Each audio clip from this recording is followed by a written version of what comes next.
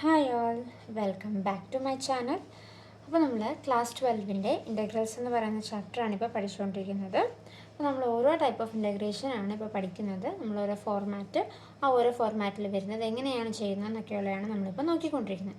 അപ്പോൾ നമ്മൾ കഴിഞ്ഞ വീഡിയോയിൽ പഠിച്ചത് എന്തായിരുന്നു? Integral 1/√ax² + bx + c dx എന്ന് പറയുന്ന ഒരു ഫോർമാറ്റിൽ ഒരു ക്വസ്റ്റ്യൻ വന്നാൽ എങ്ങനെ ചെയ്യാമെന്നുള്ളതും അതിനെന്തൊക്കെയാണ് ചെയ്യേണ്ടതെന്നുള്ളത് നമ്മൾ കഴിഞ്ഞ വീഡിയോയിൽ പഠിച്ചിരുന്നു. അപ്പോൾ അതിൻ്റെ തന്നെ ഒരു പ്രോബ്ലമാണ് ഇന്ന് നമ്മൾ ചെയ്യാൻ പോകുന്നത്. ഓക്കെ, അപ്പോൾ നമ്മൾ ഓൾറെഡി പറഞ്ഞിരുന്നു ഇൻ്റഗ്രൽ 1/√, ആ റൂട്ടിൻ്റെ അകത്ത് ഒരു ക്വാഡ്രാറ്റിക് ഇക്വേഷൻ ആണ് തന്നിരിക്കുന്നതെങ്കിൽ അതിനെ ഏതൊക്കെ ഫോർമാറ്റിലോട്ട് മാറ്റണമെന്നായിരുന്നു നമ്മൾ പഠിച്ചത്?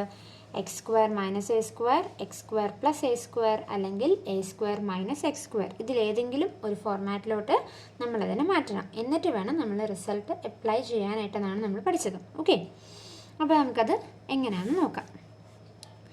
7 - 6x - x², ഇതിനെയാണ് നമുക്ക് മാറ്റേണ്ടത്. അപ്പോൾ ഞാൻ ഓൾറെഡി പറഞ്ഞിരുന്നു നമ്മൾ കംപ്ലീറ്റിംഗ് ദ സ്ക്വയർ മെത്തേഡാണ് ഇതിന് ഉപയോഗിക്കുന്നത്. അതിന് വേണ്ടിയിട്ടുള്ള കണ്ടീഷൻസ് എന്താണ്? ഒന്ന്, x² ഫ്രണ്ടിൽ വരണം, x²ൻ്റെ കോഎഫിഷ്യൻറ്റ് 1 ആയിരിക്കണം. ഈ രണ്ട് കണ്ടീഷൻസ് ആയിരുന്നു നമ്മൾ പറഞ്ഞിരുന്നത്. അപ്പോൾ ഈ 7 - 6x - x² തിരിച്ചിടുമ്പോൾ ഇത് നേരെ ഫ്രണ്ടിൽ വരുമല്ലോ. അതിനെന്താ നമ്മൾ ചെയ്യേണ്ടത്? കഴിഞ്ഞ ക്വസ്റ്റ്യൻ്റെ നമ്മൾ സെയിം പ്രൊസീജിയർ. എന്താ? ഇതിനകത്തുനിന്ന് ഒരു മൈനസിന് പുറത്തേക്ക് എടുക്കുക. അപ്പോൾ മൈനസ് വെളിയിലോട്ട് എടുക്കുമ്പം ഈ ടേംസ് എല്ലാം തിരിഞ്ഞും വരും, സൈനുകൾ മാറും. പ്രത്യേകം ശ്രദ്ധിച്ചോണം. മൈനസിനെ നമ്മൾ വെളിയിലോട്ട് എടുത്തു, അപ്പോൾ ഈ എല്ലാ 3 ടേംസിൻ്റെയും സൈൻ മാറും, ഇതിൻ്റെ ഓർഡറും തിരിയും. അപ്പോൾ എന്തായിരിക്കും വരുന്നത്?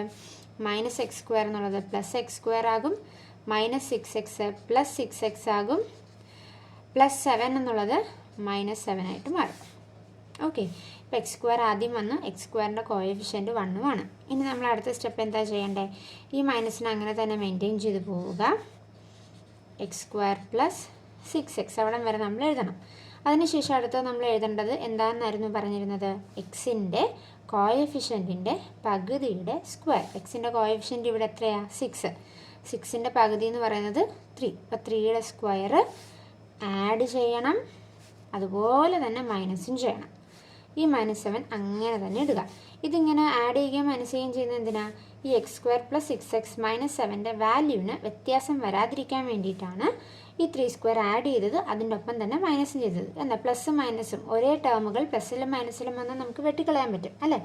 അപ്പോൾ വാല്യൂവിന് വ്യത്യാസം വരാതിരിക്കാനാണ് അങ്ങനെ ചെയ്തത്. ഓക്കെ, ഇനി നമ്മൾ എന്തായിരുന്നു പറഞ്ഞിരുന്നത്? അടുത്ത സ്റ്റെപ്പ് ദേ ഇത്രയും വാല്യൂസിന്, അതായത് x² + 6x + 3² നമ്മൾ ആഡ് ചെയ്ത ആ ടേം വരെ നമുക്ക് എങ്ങനെ എഴുതാമെന്നായിരുന്നു പറഞ്ഞിരുന്നത്?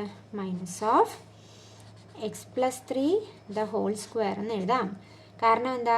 a + b² എക്സ്പാൻഷനാണ് ഈ കിടക്കുന്നത്. അതായത് x + 3² എക്സ്പാൻഷനാണ് x² + 6x + 3². അതിന് ഡയറക്റ്റ് നമുക്കിങ്ങനെ മാറ്റി എഴുതാൻ പറ്റും. കംപ്ലീറ്റിംഗ് ദി സ്ക്വയർ മെത്തേഡിൻ്റെ പ്രത്യേകതയാണ്. x എഴുതുക, നടുക്കത്തെ ടേമിൻ്റെ സൈൻ എന്താണെന്ന് നോക്കുക, പ്ലസ് ആണ്, അപ്പോൾ പ്ലസ് ഇട്ടു. ഈ 3 എഴുതുക, ² ഇട്ട് കൊടുക്കുക. ക്ലിയർ? ഇനി ഇതിനെ സ്ക്വയർ എടുക്കുക. അപ്പം -3² 9 - 7 എന്ന് കിട്ടി. ക്ലിയർ? ഓക്കെ, അപ്പം നമ്മളിപ്പോൾ എന്തൊക്കെയാണ് ചെയ്തത്? ആ ടേമിനെ നമ്മൾ തിരിച്ചിട്ടു. പിന്നെ എന്ത് ചെയ്തു? x²ൻ്റെ കോഎഫിഷ്യൻറ്റ് 1 ആണ്. അപ്പോൾ ഇനി നമ്മൾ എന്ത് ചെയ്തു? എക്സിൻ്റെ കോഎഫിഷ്യൻറ്റിൻ്റെ പകുതിയുടെ സ്ക്വയർ ആഡ് ചെയ്തു, മൈനസ് ചെയ്തു. അതിനെ നമ്മൾ സിംപ്ലിഫൈ ചെയ്തും എഴുതി. ഇനി അടുത്ത സ്റ്റെപ്പ്. ഇനി എന്ത് ചെയ്താൽ മതി? is equal to -(x + 3) -9 - 7 എത്ര വരും? -9 - 7 is -16 അല്ലേ?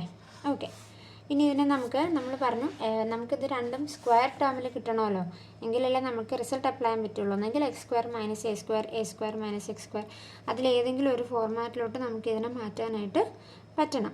ഓക്കെ, അപ്പോൾ അതിന് വേണ്ടിയിട്ട് നമ്മളിതിനെ -(x + 3) മൈനസ് ഈ 16 നമുക്ക് എങ്ങനെ എഴുതാം? 4² എന്ന് എഴുതാമല്ലോ. 16 നമുക്ക് എങ്ങനെ എഴുതാം? 4² എന്ന് എഴുതാം. ഇനി അപ്പം നമുക്ക് x² - a² എന്ന് പറയുന്നൊരു ഫോർമാറ്റിൽ ഇപ്പോൾ കിട്ടിയത്. പക്ഷേ നോക്കിയിട്ട് ഇവിടെ പുറത്തൊരു നെഗറ്റീവ് സൈൻ ഉണ്ട്. ഈ നെഗറ്റീവ് സൈൻ നമുക്ക് അകത്തോട്ട് കയറ്റണ്ടേ? എന്നാലേ നമുക്ക് ഇതിനെ കറക്റ്റ് ഒരു ഫോർമാറ്റിലോട്ട് മാറ്റുള്ളൂ.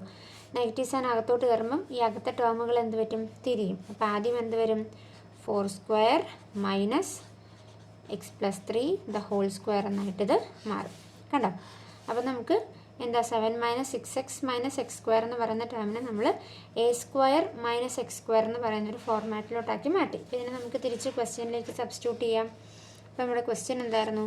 Integral 1/7 minus 6x minus x square d x എന്നായിരുന്നു നമ്മളുടെ ക്വസ്റ്റ്യൻ. അതിനെ നമ്മൾ എങ്ങനെ മാറ്റി? Integral 1/4 square minus x minus 3 the whole square എന്നാക്കി മാറ്റി.